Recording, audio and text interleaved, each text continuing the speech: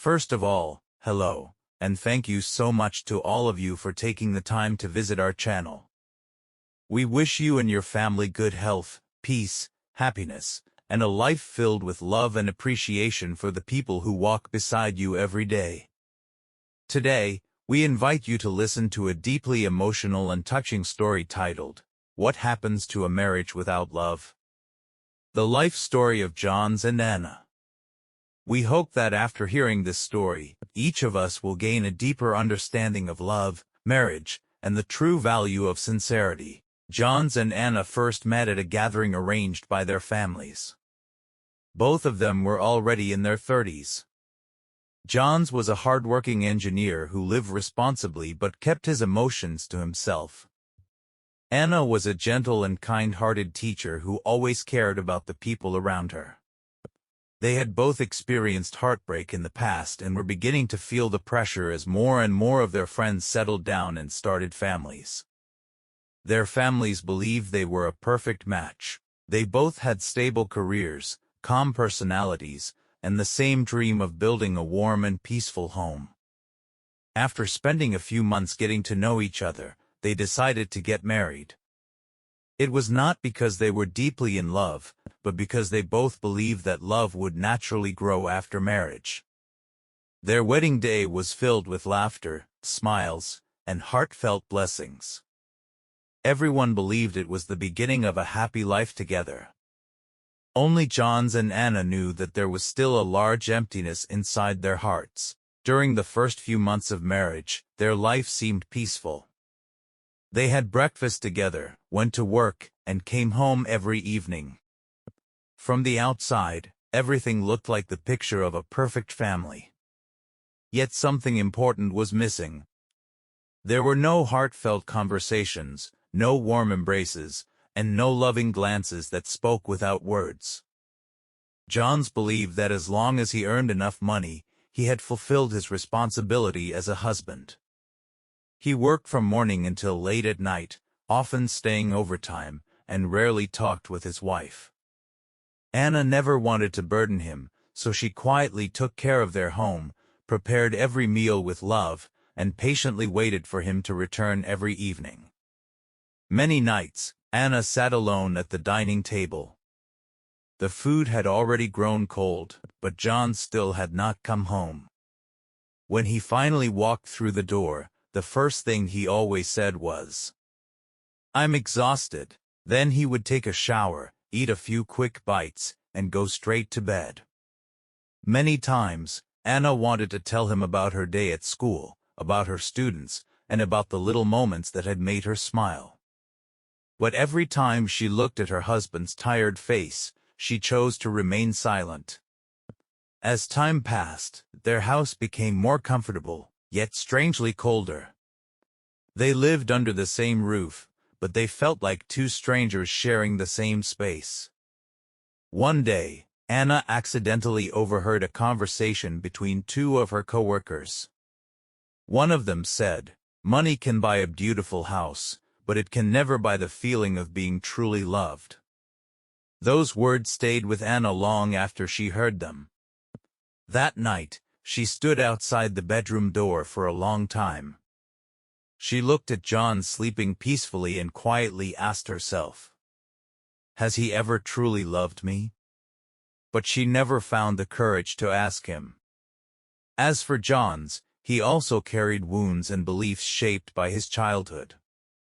He had grown up in a family where his parents almost never showed affection for each other. His father always taught him that a real man did not need to say, "I love you." Being responsible was enough. Because of that, Johns never learned how to express his feelings. In his mind, every dollar he saved, every bill he paid on time, and every hour he worked hard were his way of saying, "I love you." What he never realized was that the one thing Anna longed for most was simply a gentle question. "Did you have a good day today?" One cold winter afternoon, Anna suddenly fainted at school after weeks of overworking herself. When Johns received the phone call from the hospital, he rushed there as quickly as he could. For the first time in many years of marriage, he was truly terrified. As he looked at his wife lying silently on the hospital bed, her face pale and exhausted, a painful thought suddenly struck him. If he lost Anna, he would have no one left to come home to. The doctor explained that Anna's health had deteriorated because of prolonged stress and a lack of proper rest. Johns remained by her bedside throughout the entire night. As he looked at his wife's frail hands, he felt a sharp pain in his heart for the very first time. When Anna finally opened her eyes, she saw John still sitting quietly beside her. He gently said, "I'm sorry." Those were the first 2 words that made Anna burst into tears after so many years of marriage. She wasn't crying because she was angry. She cried because, at last, she felt heard. After Anna was discharged from the hospital, Johns made a sincere effort to change. He started coming home earlier. He learned how to cook a few simple meals. Every day, he made a point of asking Anna how she was doing. At first, everything felt awkward and unfamiliar. But Anna could feel the sincerity behind every small gesture. One evening, John surprised her by placing a small birthday cake on the table.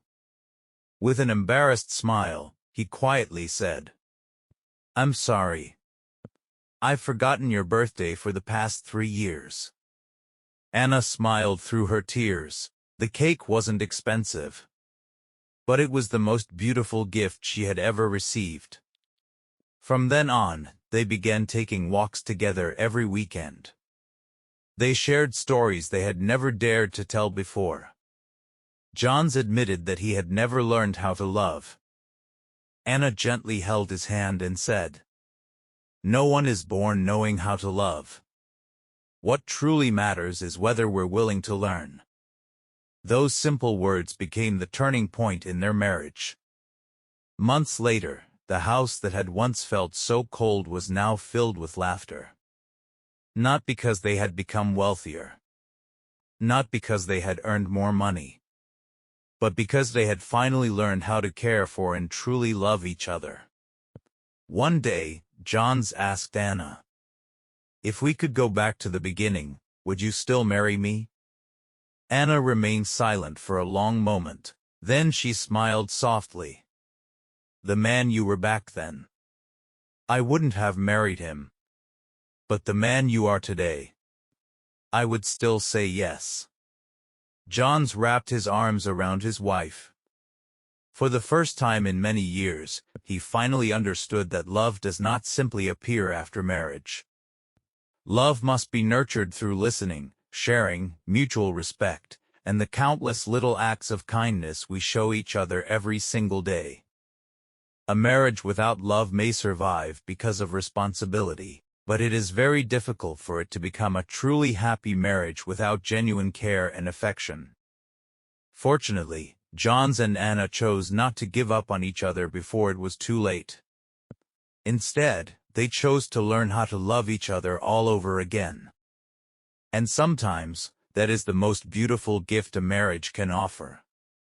Dear friends, the story of Johns and Anna reminds us that a marriage can only become truly strong and lasting when both husband and wife are willing to love, listen, forgive, and grow together. Don't let silence create a distance between two people who once promised to walk through life side by side.